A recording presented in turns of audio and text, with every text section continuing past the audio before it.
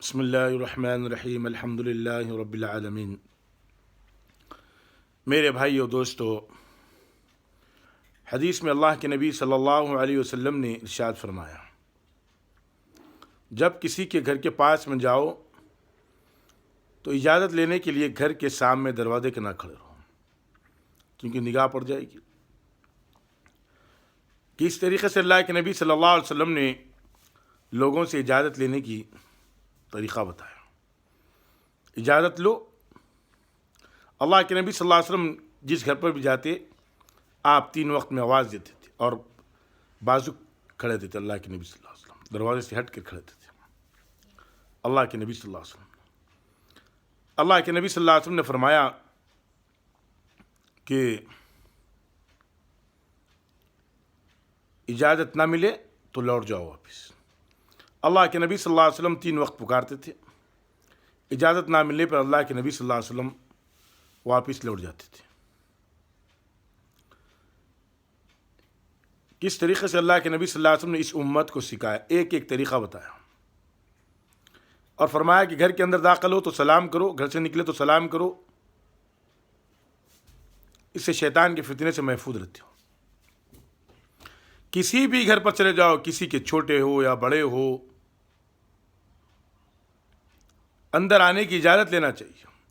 یہاں تک کہ اللہ کے نبی صلی اللہ علیہ وسلم نے فرمایا، ایک صحابی سے کہا کہ یا رسول اللہ صلی اللہ علیہ وسلم، میں اپنی والدہ کی خدمت کرتا ہوں، تو آپ نے فرمایا جب تم والدہ کے کمرے میں داخل ہو تو والدہ سے اجازت لے لیا کرو۔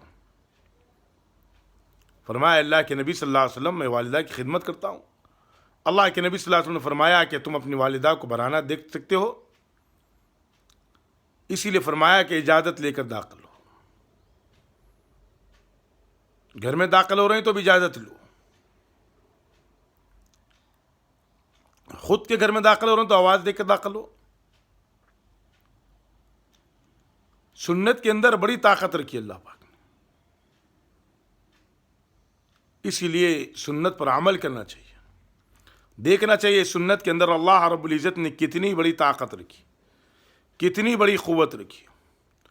تمام قوتوں کے مالک اللہ پاک ہے، اور رسول اللہ صلی اللہ علیہ وسلم نے پورے طریقے اس امت کو بتا دیا۔ گھر پر جاؤ گے تو کس طریقے سے داخل ہوگے، دعوتوں میں شریک ہوگے تو کس طریقے سے شریک ہوگے، گھر میں رہو گے تو کس طریقے سے رہو گے، اپنی اولاد پر آل اولاد پر کیسا خرچ کرو گے تو کیا ثواب ملے گا۔ یہاں تک کہ فرما دیا کہ اپنی بیوی کو بھی نوالا کھلاؤ گے تو صدقہ ہے۔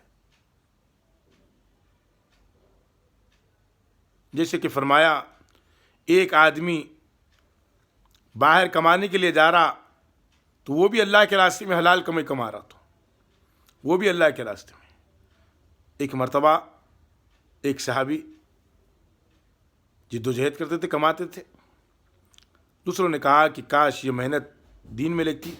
اللہ کے نبی صلی اللہ علیہ وسلم نے فرمایا کوئی آدمی اسی لیے کما رہا کہ اس کے بچے کمزور یعنی چھوٹے ہیں، بچے ماں باپ ضعیف ہے، کما رہا، وہ حلال کمائی کی تلاش میں ہے تو وہ اللہ کے راستے میں،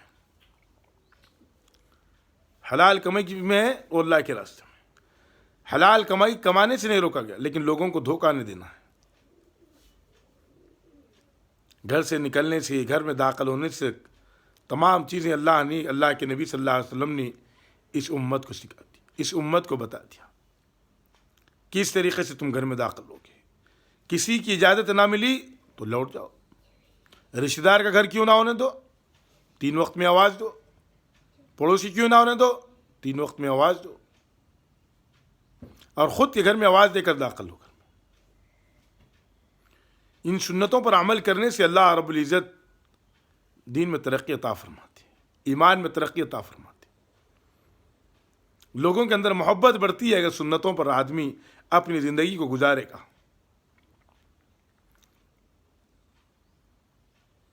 گالی گلوچ سے بھی بچو، گالی گلوچ کرنے سے بھی بچا۔ فرمایا کہ جو گالی گلوچ کرتا وہ اللہ جل شانہ کی نگاہوں میں گر جاتا۔ گالی سے ہی بچا، ہر چیز سے، ایک ایک چیز اللہ کے نبی صلی اللہ علیہ وسلم نے اس امت کے لیے بتا دی۔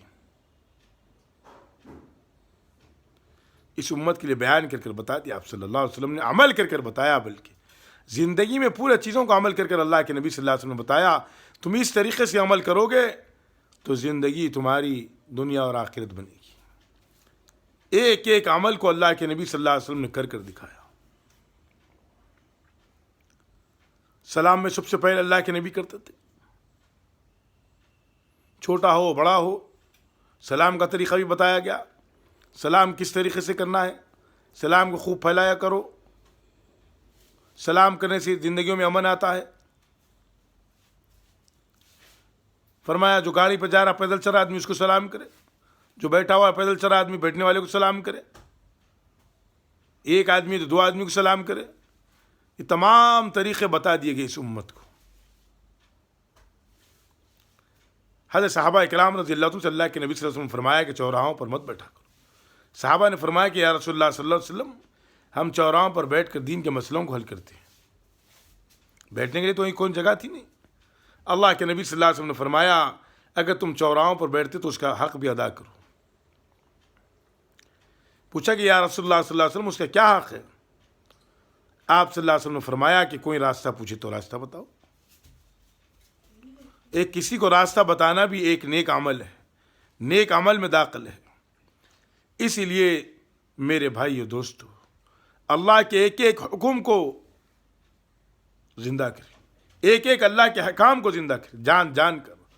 اور جناب رسول اللہ صلی اللہ علیہ وسلم نے جن طریقوں کو بتایا ایک ایک طریقے کو سوچ سوچ کر جان جان کر زندہ کریں۔ اگر آدمی ان پر عمل کرے گا اللہ دنیا اور آخرت دونوں اس کی بنا دیں گے۔ اللہ سے دعا کرے اللہ ہمیں نیک عمل کرنے کی استقامت عطا فرما دے، نیک عمل کرنے کی استقامت عطا فرما دے۔ دعا کرنا چاہیے، دعاؤں کے ذریعے سے ہی آدمی کو ہدایت ملتی ہے۔ نیکی کے لیے خود کے لیے دعا کرنا، خود کی ہدایت کے لیے دعا کرنا کہ یا اللہ روزانہ مجھے نبی پاک صلی اللہ علیہ وسلم کے طریقوں کو زندہ کرنے کی توفیق عطا فرما دے۔ آج جمعہ ہے، جمعے کے احکام جو بتائے گئے اس پر عمل کرنے کی توفیق عطا فرما دے۔ جیسے بار بار کہا گیا کہ جمعے کے دن سویرے خطبے سے پہلے مسجد میں داخل ہونا۔ فرمایا کہ جو آدمی جمعے کے دن خطبے میں وضو کر کے گھر سے نکلتا، وضو کرنے پر ثواب، گھر سے نکلنے پر ثواب، اس کی نیت پر ثواب، تمام دار و مدار نیتوں پہ رکھا۔ جب گھر سے نکل رہا نیت جمعے کی لے کر، ایک ایک قدم پر اسے ثواب دیا جا رہا۔ وضو کر رہا، ایک ایک قطرے پانی سے اس کے گناہ جھڑتے، گناہ ختم ہوتے جا رہے، اس کی آنکھوں کا گناہ ختم، چہرے کا گناہ ختم، ہاتھوں کا گناہ ختم۔ پھر نکل رہا جمعے کے لیے، ایک ایک قدم پر اسے اجر دیا جا رہا۔ پھر مسجد کے اندر داخل ہو رہا، مسجد کے اندر داخل ہو رہا، مسجد میں داخل ہونے کا ثواب دیا جا رہا۔ پھر مسجد کے اندر سنتیں پڑھا، اس کا ثواب دیا جا رہا۔ پھر جمعے کے انتظار میں بیٹھا، خاموش بیٹھا یا قرآن کی تلاوت کرا، اس کا ثواب دیا جا رہا۔ پھر خطبے میں شریک ہوا، اس کا ثواب دیا جا رہا۔ پھر فرمایا پھر نماز ہونے کے بعد میں پھر گھر کو لوٹ کر آیا تو فرمایا یہ جمعے سے لے کر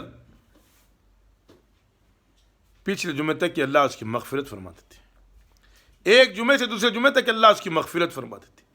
کتنا بڑا اجر رکھا جمعے کے دن۔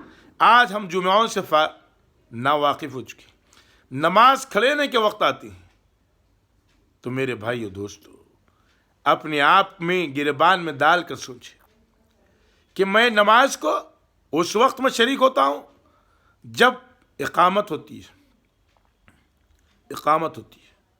فرمایا کہ جمعے کے دن خطبے سے پہلے شریک ہو، خطبے سے پہلے شریک ہو۔ جو آدمی جمعے کے دن پہلے شریک ہوتا ہے اس کو اونٹ ذبح کرنے کا ثواب ملتا ہے، اونٹ صدقہ کرنے کا ثواب ملتا ہے، گائے صدقہ کرنے کا، مرغی صدقہ کرنے کا، آخر میں جو داخل ہوتا ہے تو انڈا صدقہ کرنے کا ثواب ملتا ہے۔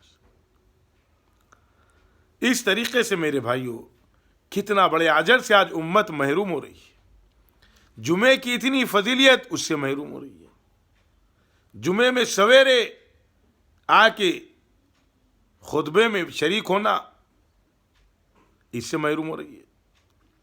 اللہ سے دعا ہے کہ اللہ پاک ہمیں ان سنتوں میں عمل کرنے کی توفیق عطا فرمائے۔ نہائے دھوئے جمعے کے دن، غسول کرے کر جمعے کے لیے شریک ہو، خوشبو لگائے، کیونکہ عید المومنین کہا گیا جمعے کو، اور قیامت جمعے کے دن ہی آئے گی، عید المومنین کہا گیا۔ اسی لیے میرے بھائیوں، جمعے کا احترام کرنا چاہیے، جمعے کا اکرام کرنا چاہیے، جمعے میں سب سے پہلے مسجد میں داخل ہونا چاہیے۔ اللہ سے دعا ہے اللہ پاک ہمیں ہر پل عمل کرنے کی توفیق عطا فرما دے، ہر وقت عمل کرنے کی توفیق عطا فرما دے۔ اللہ سے دعا ہے کہ اللہ رب العزت ہمیں ہر پل عمل کرنے کی توفیق عطا فرما دے، اور ہمیں ہدایت عطا فرما دے، اور ہمارے والدین کی قبروں کو نور سے بھر دے، جو باحیات ہے ان کی صحت کاملہ عاجلہ عطا فرما دے، اور اولادوں کو اللہ رب العزت ان کا فرما بردار بنا دے۔ آمین الحمدللہ۔